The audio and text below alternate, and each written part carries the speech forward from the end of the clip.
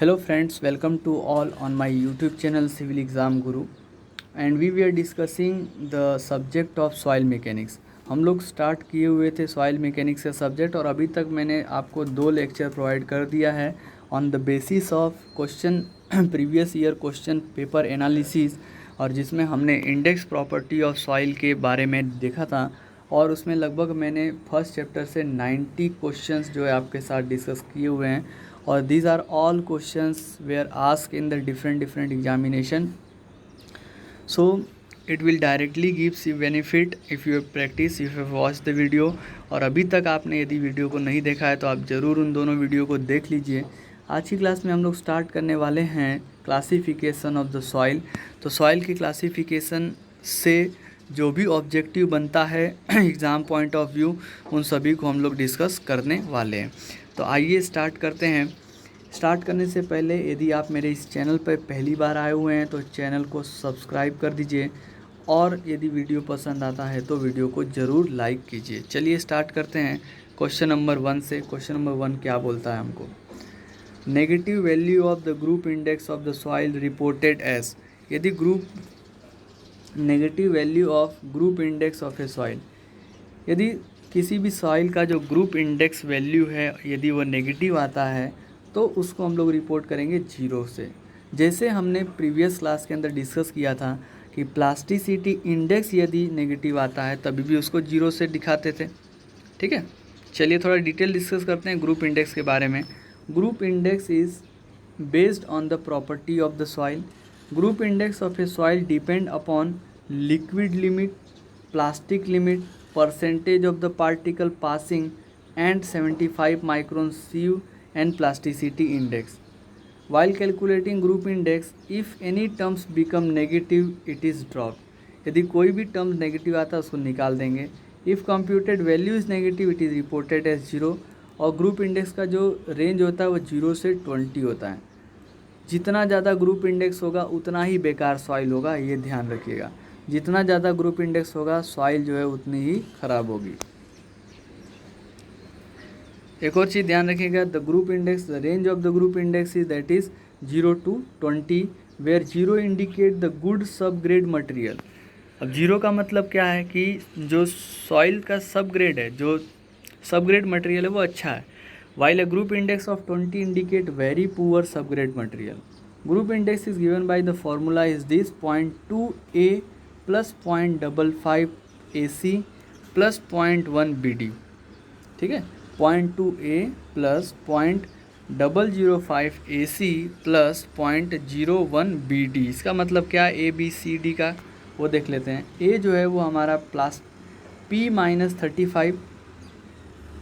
P is the percentage finer than 75 micron.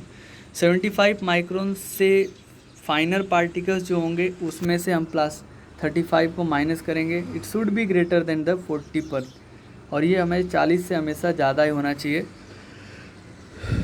Sorry, should not be greater than 40, मतलब 40 से ज़्यादा नहीं होना चाहिए। बी जो है वो P-15 है, ये भी 40 से ज़्यादा नहीं होना चाहिए। P is same as a percentage finer than 75 micron. C जो है वो लिक्विड लिमिट -40 होगा और D जो है वो IP मतलब प्लास्टिसिटी इंडेक्स -10 होगा। C और D की वैल्यू जो है वो 20 से ज़्यादा नहीं होना चाहिए। A और B की वैल्यू जो है वो 40 से ज़्यादा नहीं होना चाहिए।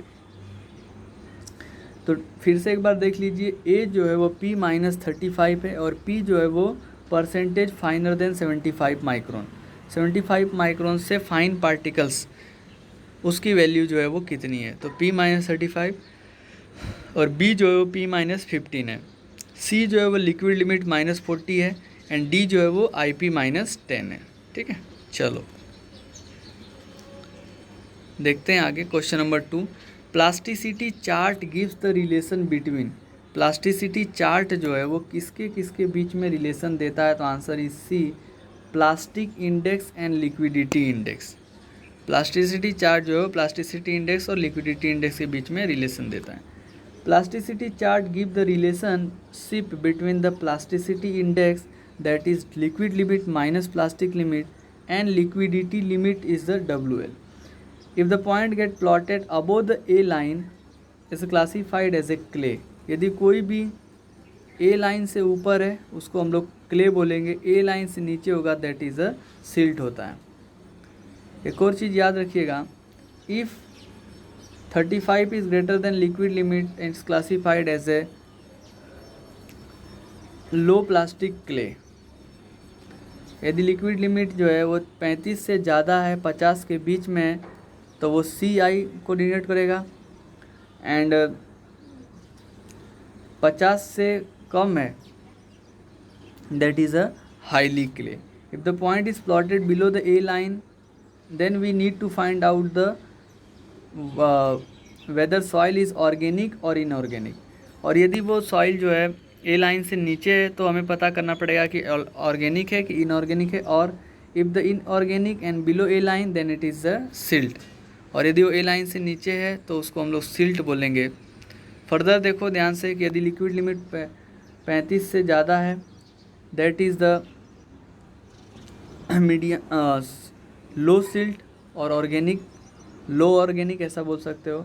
35 से 50 के बीच में है तो इनऑर्गेनिक, मीडियम ऑर्गेनिक, और हाईली ऑर्गेनिक जो है हाईली सिल्ट होगा।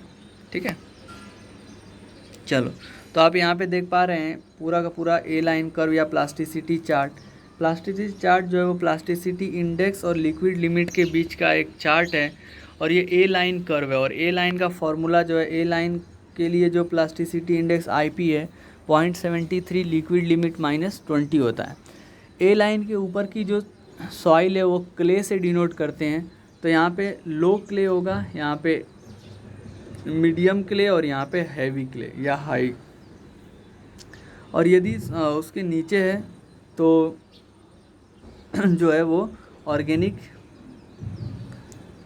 रिप्रेजेंट करेगा, और ए लाइन के नीचे जो होगा उसको हम लोग बोलेंगे दैट इज़ अ सिल्ट। ठीक है, चलिए तो आपको चीज़ें यहाँ से थोड़ा बहुत क्लियर होती होंगी। आगे बढ़ते हैं क्वेश्चन नंबर 3 के ऊपर। An inorganic clay of high compressibility is represented by the symbol. Inorganic clay है और हाई कंप्रेसिबिलिटी है that is known as a CH। ठीक है, ए लाइन कर्व के ऊपर है जिसमें लिक्विड लिमिट 50 से ज़्यादा होगा, यहाँ पे कुछ आएगा। तो a fine soil is subscribe in the 3 category, low compressible और low plastic soil is a liquid limit less than 35। यदि लिक्विड लिमिट 35 से कम है तो उसको हम लोग बोलेंगे लो कंप्रेसिबल या फिर लो प्लास्टिक सॉइल। तो ML is a low plastic silt, CL is a low plastic inorganic clay, OL is a low organic plastic clay. L stand for the low, L का मतलब होता है लो। ठीक है, तो लो प्लास्टिक सिल्ट जो होगा वो ML हो जाएगा। CL जो है वो लो प्लास्टिक इनऑर्गेनिक क्ले है। OL का मतलब है low plastic organic clay. Medium compressible और medium plastic is liquid limit 35 से 50 के बीच में होगा तो उसको हम लोग बोलेंगे मीडियम कंप्रेसिबल या medium plastic. MI is a intermediate plastic silt, CI is a intermediate plastic inorganic clay, and OL is a intermediate plastic organic clay. यदि ए लाइन से ऊपर होगा तो इनऑर्गेनिक क्ले होगा, ए लाइन से नीचे होगा तो वो ऑर्गेनिक के अंदर भी आ सकता है। I stand for intermediate. Next third is highly compressible और high plastic soil when liquid limit is greater than 50। यदि लिक्विड लिमिट 50 से ज़्यादा है तो वहाँ पे आप कह सकते हो कि वो सॉइल जो है वो हाईली कंप्रेसिबल होगा या हाईली प्लास्टिक सॉइल होगा। MH is a high plastic silt, CH is a high plastic inorganic clay, OH stand for the high plastic organic clay. SM is the sandy silt, silty sand. Okay, SM is a silty sand. Symbol S stand for sand, G for gravel, M for silt and C for clay. Question number 4. Uniformity coefficient of well graded soil is. तो well graded soil का uniformity coefficient जो है वो greater than 6 होता है, 6 से ज़्यादा होता है uniformity coefficient well graded soil का।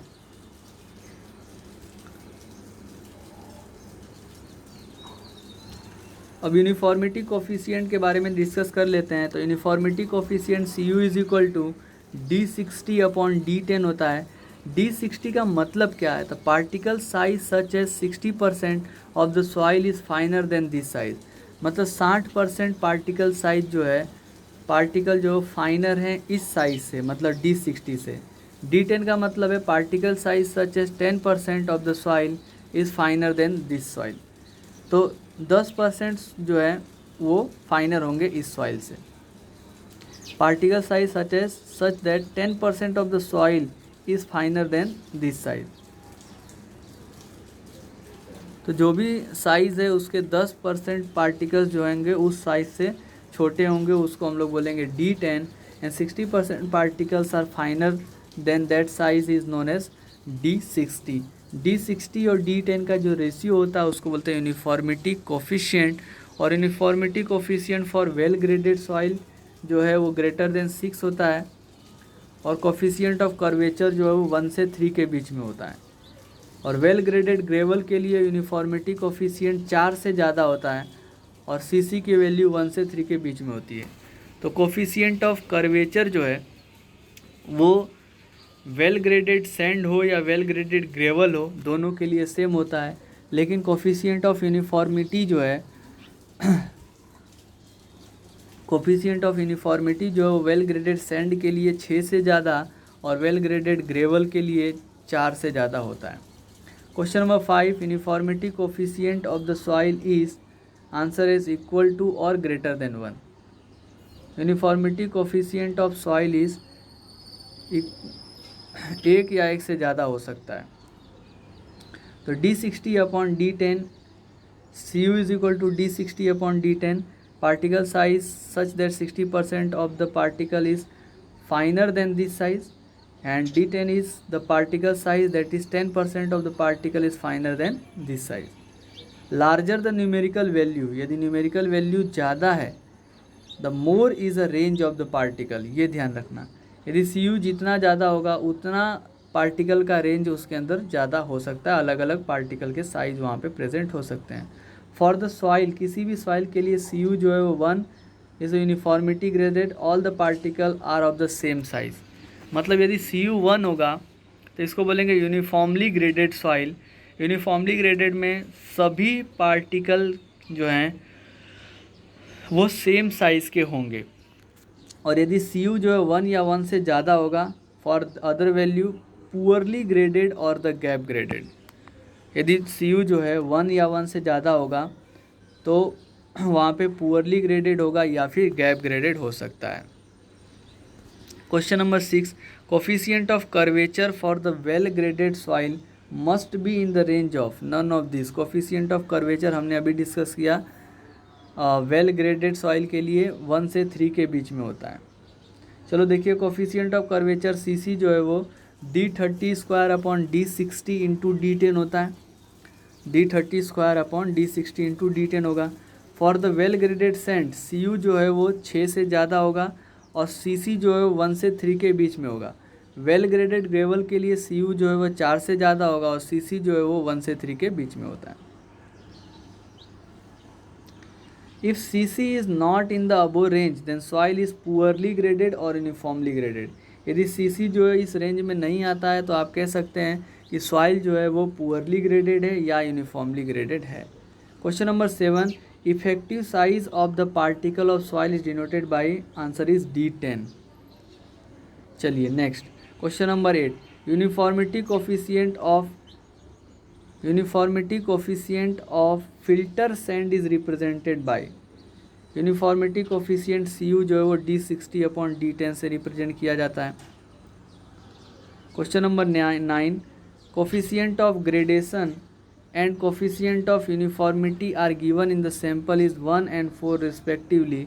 The ratio of the effective size to the diameter through which 30% of the total mass is dash.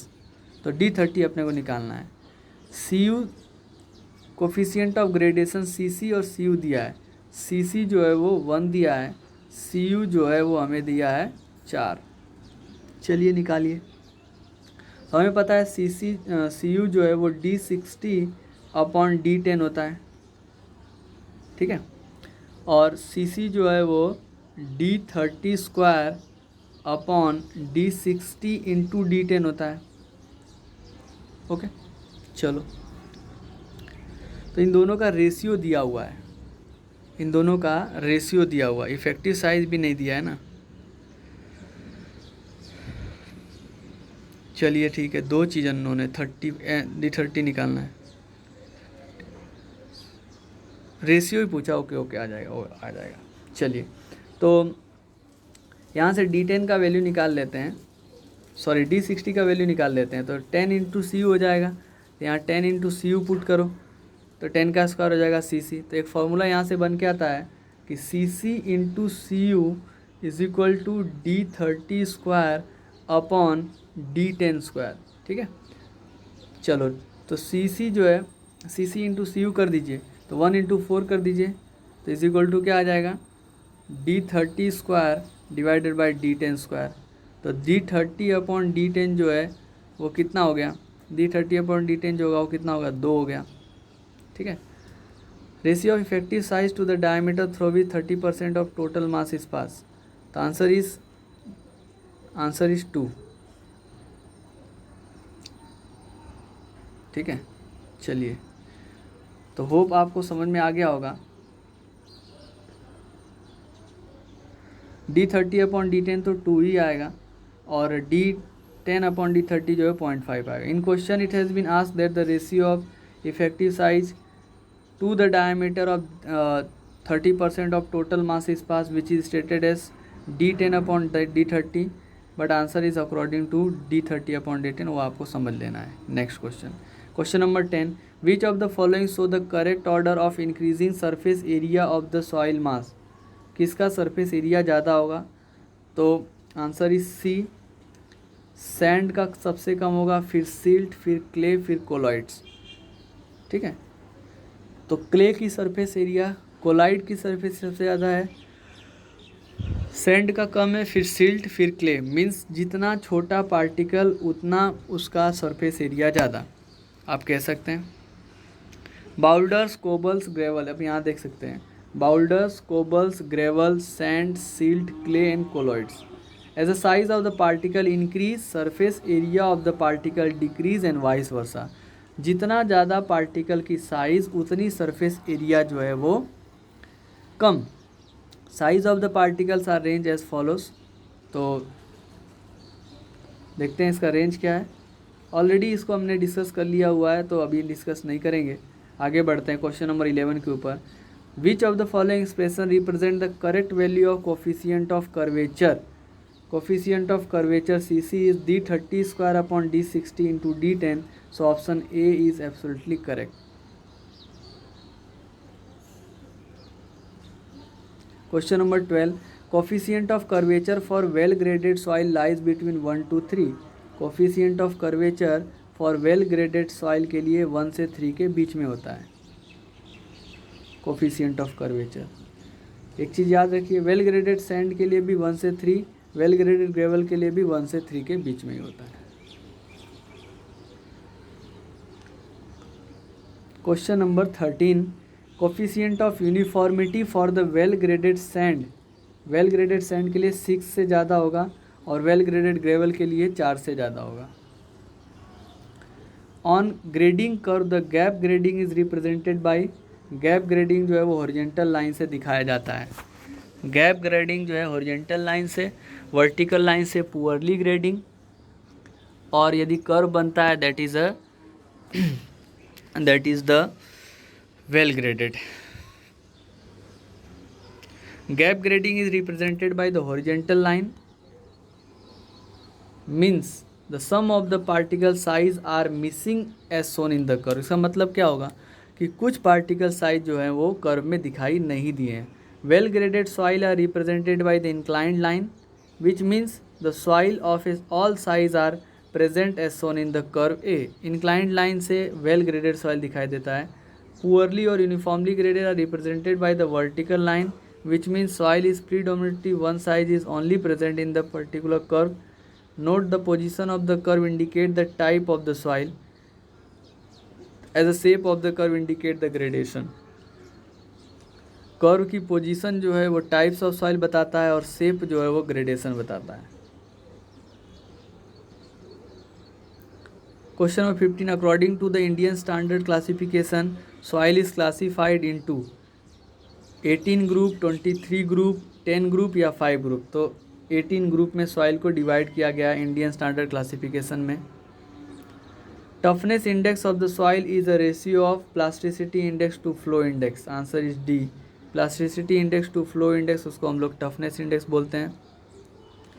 17 question number, the water content at which soil change from the liquid state to plastic state is known as. The answer is liquid limit. Liquid state से plastic state में आ रहा है तो यहाँ पे liquid limit ही होगा। आप यहाँ पे डायग्राम देखिए ध्यान से, water content, liquid state, plastic state, liquid limit से प्लास्टिक लिमिट में आना है, मतलब वो प्लास्टिक स्टेट में आ रहा है। कंसिस्टेंसी लिमिट और एटरबर्ग लिमिट क्या है? It is the water content at which consistency और firmness of a soil change from one state to another state.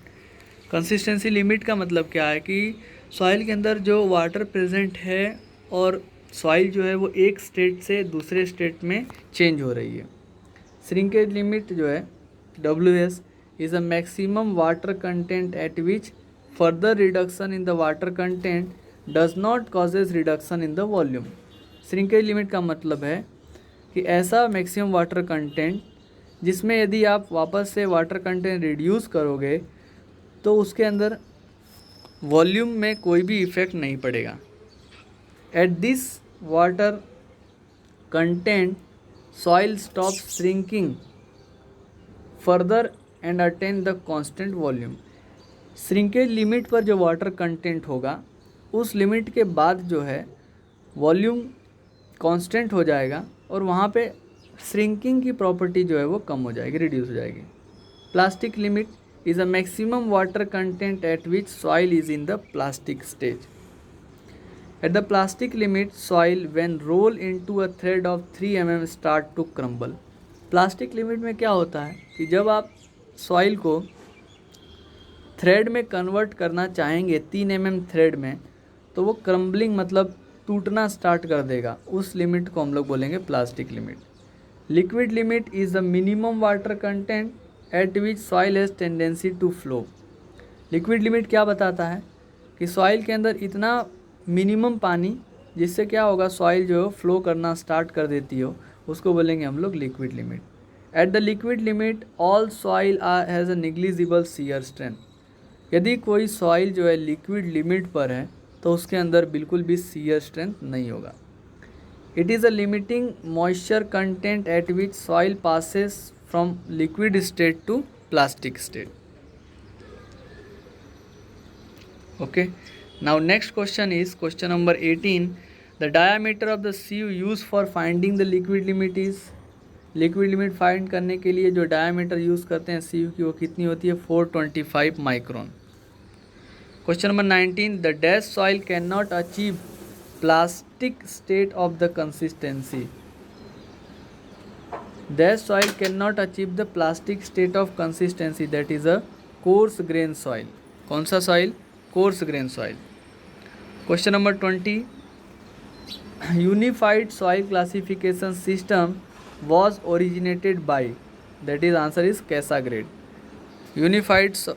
यूनिफील्ड soil classification system जो है वो कैसा ग्रेड के द्वारा बताया गया था। Question number 21, the ratio of the plasticity index and flow index is known as, that is answer is toughness index। plasticity index और flow index का जो रेशियो होता है उसको toughness index बोलते हैं। Question number 22, the ratio of the compressive strength of material saturated with water to that of the dry state is known as, answer is B, coefficient of softening।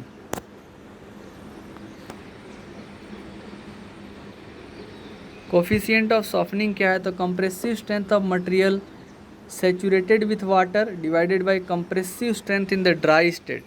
Coefficient of hardness जो है वो 20 minus loss in the weight in gram divide by 3 होता है। Question number 23, which of the identify the consistency limit corresponding to the smallest water content at which soil is in the liquid state, that is known as a liquid limit. ऐसा consistency in limit जिसमें soil जो है और liquid state में हो तो उसको हम लोग बोलेंगे liquid limit.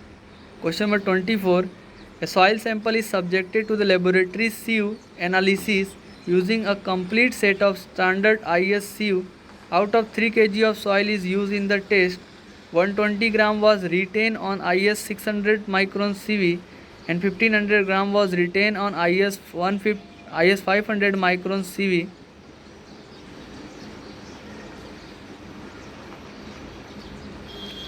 And the remaining 300 gram was retained on IS 425 micron CV. Uniformity coefficient of the soil is, देखिए ध्यान से, 600 ग्राम 600 माइक्रोन है, 500 माइक्रोन है, 425 माइक्रोन है, 1200 1500 300 दिया है, ठीक है। तो CU पूछा है, CU इज़ अ D60/D10, तो 60% particles finer than in unit weight, D10 is a grain size corresponding to the 10%, assuming the CU size is to be the grain size, तो आंसर कितना हो जाएगा 600/500. Okay, so in this way we have completed the second chapter of the classification of the soil. If you have any doubt, you can ask, give your comments, and in the next class we will discuss the chapter number 3, that is the clay minerals and the soil structure. Thank you very much for watching this video. Keep watching, keep sharing.